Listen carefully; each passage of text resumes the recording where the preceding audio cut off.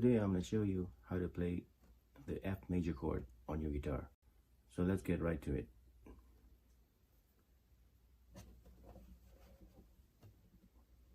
The first finger will lay flat over the two bottom strings, the first string and the second string.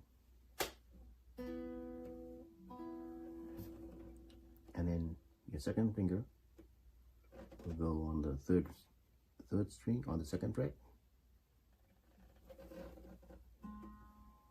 and your third finger will go on the fourth string on the third fret. Third finger on the fourth string on the third fret.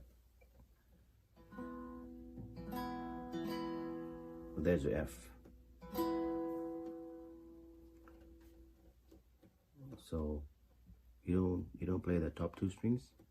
The sixth and the fifth string will be mute, but you will play from the fourth string and all of the rest down below.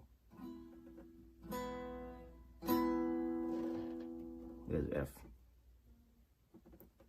So the first finger on the first fret,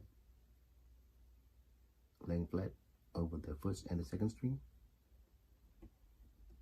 and your second finger will go on the second fret. On the second fret, on the third string, and your third finger will go on the third fret on the fourth string. So there we have it.